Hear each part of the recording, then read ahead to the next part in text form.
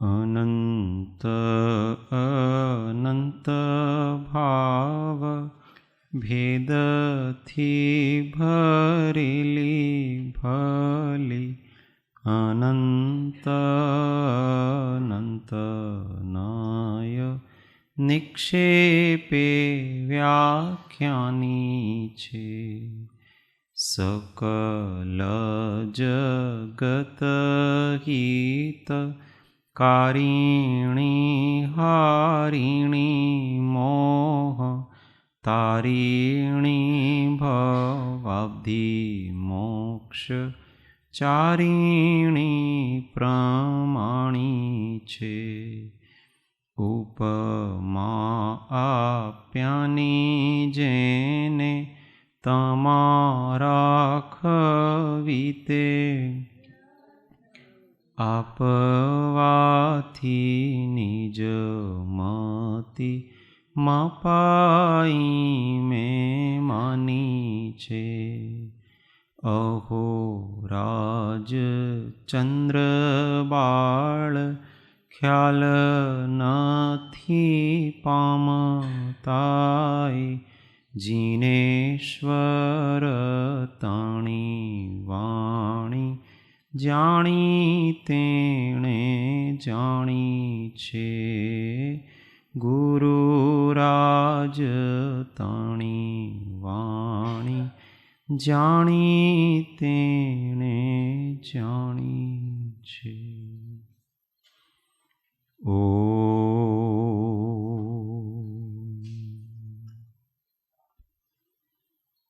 જય સદગુરુ.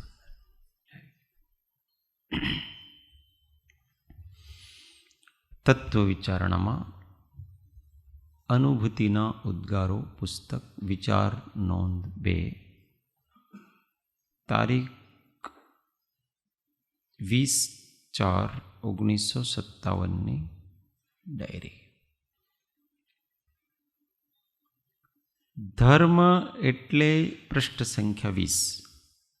ધર્મ એટલે જે વડે સર્વ દુઃખોનું આત્યંતિક નિવૃત્તિ અને શાશ્વત પરમાનંદની પ્રાપ્તિ થાય તે, અને તે ધર્મ જે વડે પમાય તે મોક્ષ માર્ગ. માટે મુક્તિને પ્રાપ્ત કરવાની ઈચ્છાવાળા સર્વ જીવોએ મોક્ષ માર્ગ બરાબર જાણવો જોઈએ. તો પહેલાં તો ધર્મની પરિભાષા કીધી કે ધર્મ એટલે જે વડે સર્વ દુઃખોની આત્યંતિક નિવૃત્તિ થાય અને શાશ્વત પરમાનંદની પ્રાપ્તિ થાય છે. જે સંસારના દુઃખોથી ઉબારીને ઉત્તમ સુખમાં ધારણ કરી રાખે છે, સ્થિર કરી રાખે છે, એનું નામ ધર્મ કહેવાય છે. અને તે ધર્મ તે આત્માનો મૂળ સ્વભાવ છે. દરેક જીવ ધર્મ સ્વરૂપ છે. એટલે કે ધર્મ એટલે સ્વભાવ. અને એ સ્વભાવની પ્રાપ્તિ જે વડે થાય છે, એ ધર્મની પ્રાપ્તિ જે વડે થાય છે, એને ધર્મ માર્ગ કહેવાય છે. એટલે એનું જ નામ મોક્ષ માર્ગ. તો સ્વભાવની પ્રાપ્તિ કોના વડે થાય? તો સ્વભાવની પ્રાપ્તિ સ્વભાવ વડે થાય. આત્માની પ્રાપ્તિ આત્મા વડે થાય. એટલે મોક્ષ અને મોક્ષ માર્ગ એ બંને આત્મા જ હોવા જોઈએ, બીજી વસ્તુ ન હોવી જોઈએ.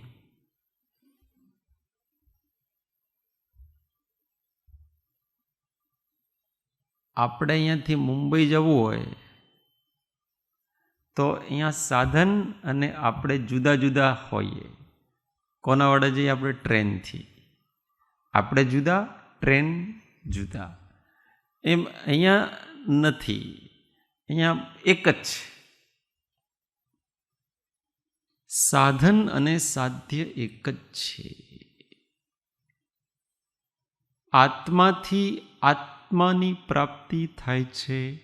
આજ સુધી બીજું કોઈ સાધન આત્મત્વ પ્રાપ્તિનું થયું નથી, થશે નહીં અને છે નહીં. કયા આત્માથી કેવી રીતે પમાય છે મોક્ષ?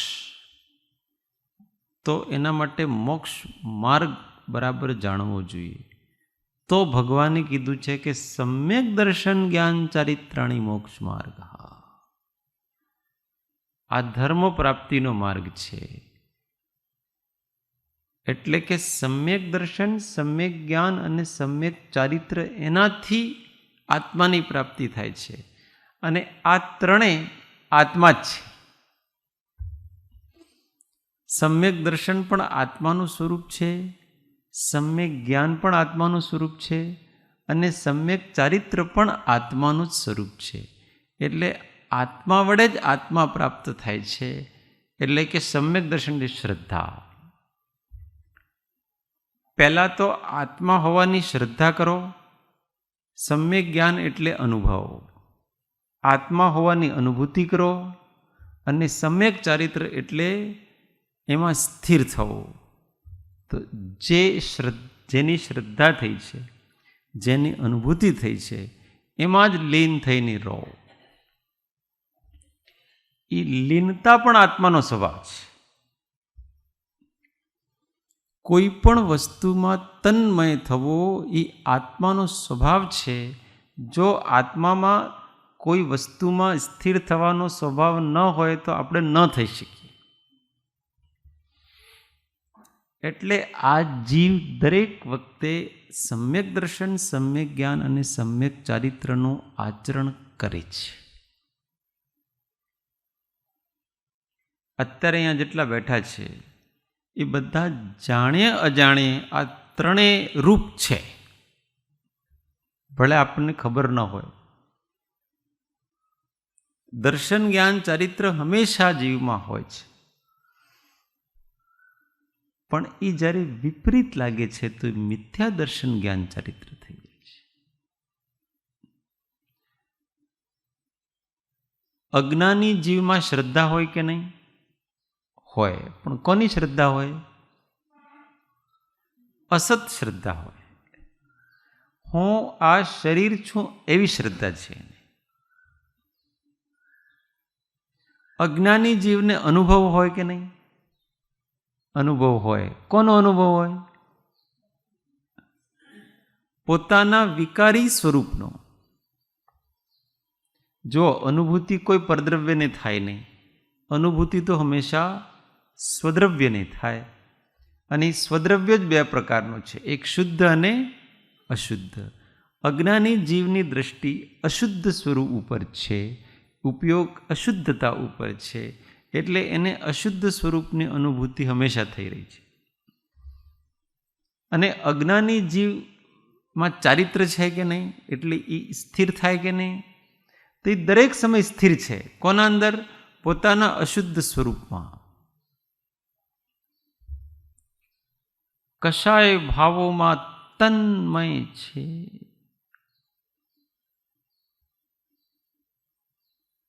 ક્યારેક ક્રોધમાં, ક્યારેક માનમાં, ક્યારેક માયામાં, ક્યારેક લોભમાં. આ બધાનો સરવાળો કરવો હોય, શોર્ટ કરવા હોય તો રાગ અને દ્વેષ. એને પણ શોર્ટ કરવા હોય તો એક શબ્દમાં કહેવો હોય તો મોહ. મોહમાં મસ્ત છે જીવ હંમેશા, તન્મય.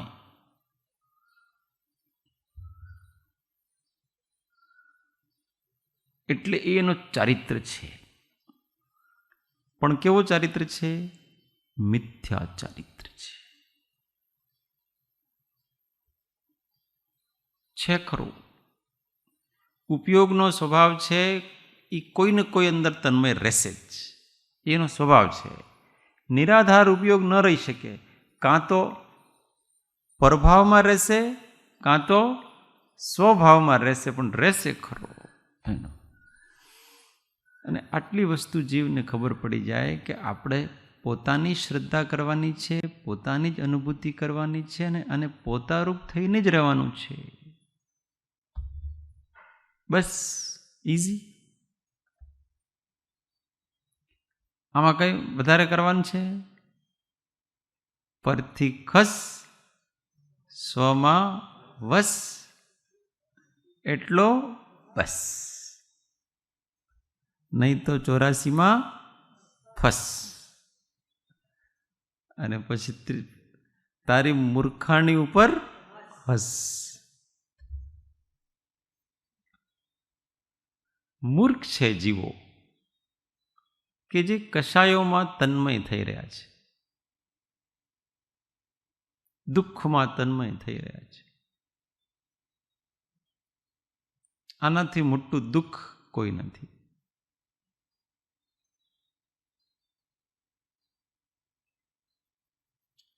ઇન્દ્રિય વિશે કાંઈ ન ક્ષેમ સ્વરૂપ,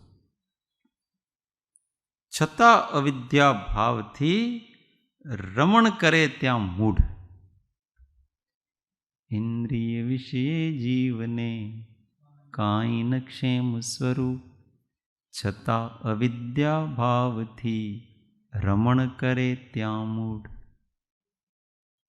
આ ઇન્દ્રિય વિષયોમાં આ જીવ કંઈ ક્ષેમ સ્વરૂપ નથી.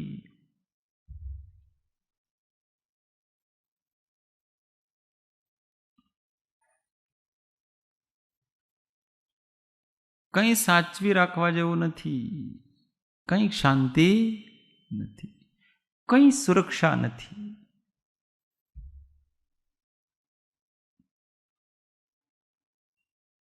યોગ અને ક્ષેમ એમ બે વસ્તુઓ આવે. યોગક્ષેમ. યોગ એટલે તો પ્રાપ્ત થવું કંઈ વસ્તુ આપણી મનગમતી, અને ક્ષેમ એટલે એ સુરક્ષિત રહેવી. તો ઇન્દ્રિય વિષયોમાં એવું કંઈ નથી જે સુરક્ષિત રહે. આપણો આત્મા ન રહે ને પોતે પણ ન રહે. છતાં અવિદ્યા ભાવથી રમણ કરે ત્યાં મૂઢ. અવિદ્યાના ભાવથી.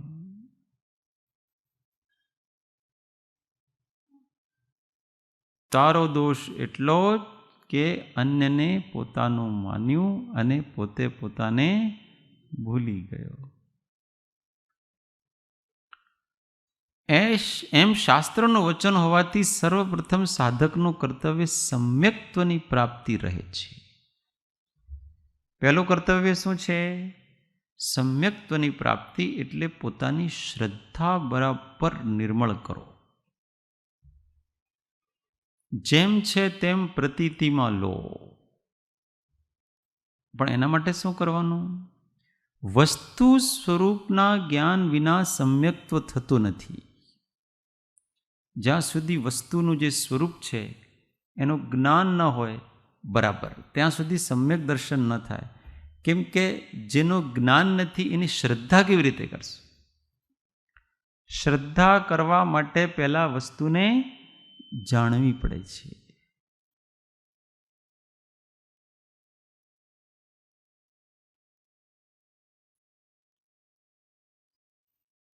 ભગવાનને જાણ્યા ન હોય તો ભગવાનની શ્રદ્ધા કેવી રીતે કરીએ?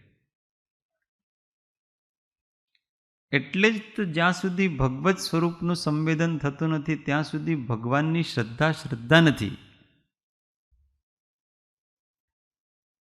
એ માત્ર માહિતી છે. બધા એમ કે અમને જૈન દર્શન ઉપર શ્રદ્ધા છે, અમને વેદાંત દર્શન ઉપર શ્રદ્ધા છે. પણ ક્યાં શ્રદ્ધા છે બતાવો?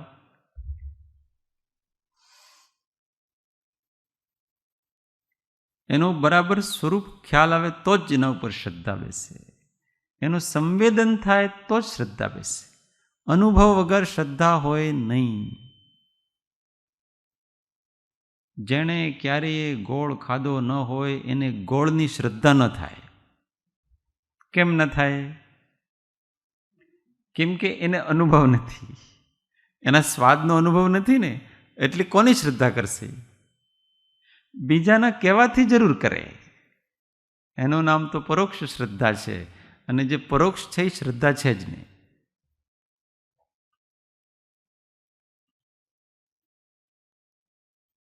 એટલે ભગવાનને જાણવા હોય તો સૌથી પહેલાં જે પરોક્ષ છે એના ઉપર શ્રદ્ધા ન થઈ શકે, પ્રત્યક્ષ ઉપર જ શ્રદ્ધા થઈ શકે. કેમ કે તે અનુભવ ગમે છે, જેની અનુભૂતિઓ એનો જ શ્રદ્ધા થઈ શકે ને. ભગવાનને આપણે અનુભૂતિ ન કરી શકીએ. આજ સુધી કોઈ ભગવાનની અનુભૂતિ કરી કે મને મહાવીર ભગવાનને હું ફીલ કરું છું? કોઈ ફીલ કરે છે? પોતાના આત્માને જ ફીલ કરે છે, કોઈ બીજાને ફીલ કરતા નથી. એટલે ભગવાનને જાણવા હોય તો પોતાના સ્વરૂપને જાણો. પોતાનું સ્વરૂપ જેવું છે એને પરિપૂર્ણ પ્રાગટ્ય છે એ પરમાત્મા છે. જે આત્માને ન જાણી શકે એ ક્યારેય પરમાત્માને ન જાણી શકે. ભગવાન મહાવીર અત્યારે કેવો આનંદ લેતા હશે તો આપણે કહ્યું અનંત આનંદમય છે. પણ શું છે અનંત આનંદ? એને કંઈ ખબર? જો આત્માનો આનંદ આવે તો ખ્યાલ આવે કે પેલા મહાવીર ભગવાન બેઠા બેઠા આનાથી પણ અનંત ગણો આનંદ લે છે, આવો તો ખબર પડે ને. નહીં તો કેવી રીતે ખબર પડે? નહીં તો બસ અનંત આનંદ સ્વરૂપ છે, શું છે ખબર નથી. એટલે એમ કે છે કે મરીને પણ સમ્યક દર્શન કરો. પહેલાં આત્માને જાણો, આત્માની શ્રદ્ધા કરો. એના માટે વસ્તુ સ્વરૂપ જાણવું પડે. અને કેવી રીતે જાણવાનું? તેથી મુમુક્ષુએ આગમમાં બતાવ્યું છે તે પ્રકારે યથાર્થ રીતે વસ્તુનું સ્વરૂપ જાણવું જોઈએ. જેવો શાસ્ત્રમાં બતાવ્યું છે એ ગુરુગમથી જાણવું જોઈએ.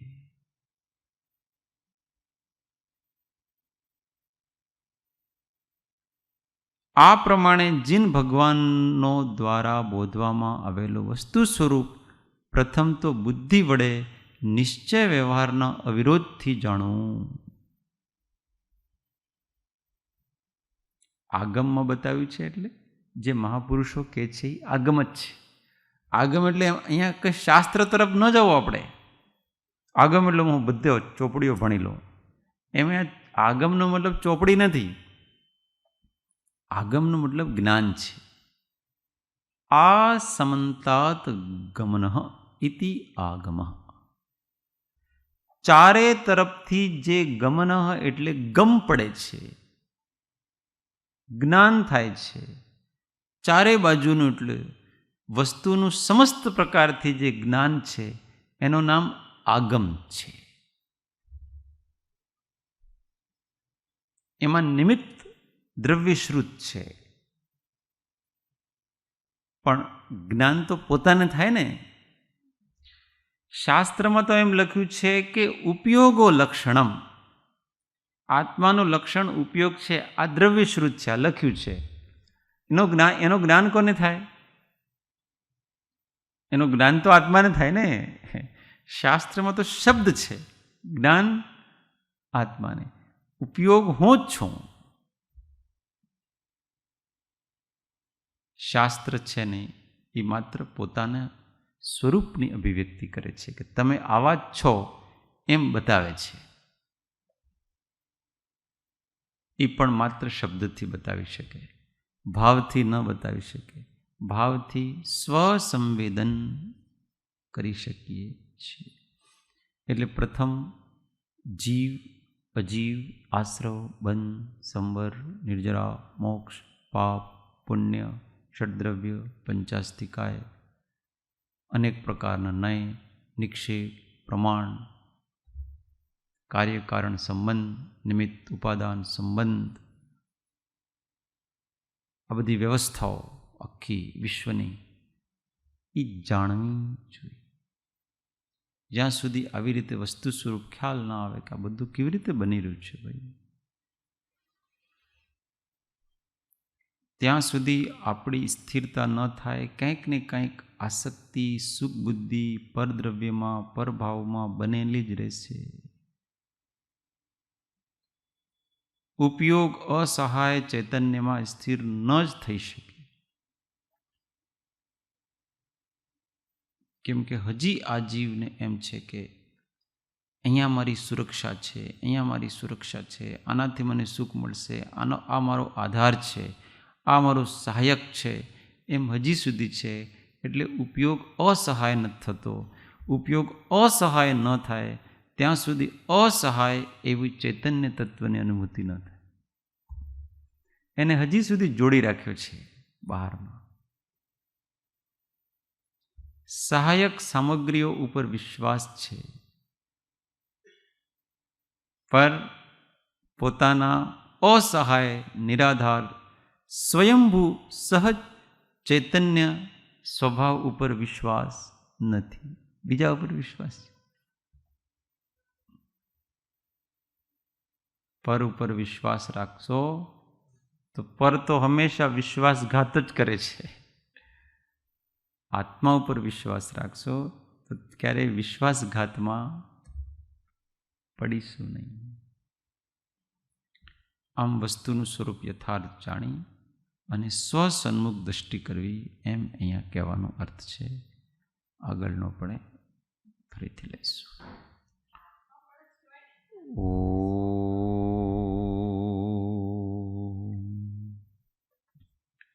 સુખધામ અનંત સુસંત ચહી દિન રાત્ર રહે તધ્યાન મહી પર શાંતિ અનંત સુધામય જે પ્રણમો પદ તે વર્તે જય. ઓ પ્રણમો પદ તે વર્તે જય. બોલો મહાવીર સ્વામી પંચ પરમેષ્ઠી પરમ કૃપાળુ સદગુરુ સબ સંતન કી જય. શુદ્ધ આત્મદેવ કી જય. ઓ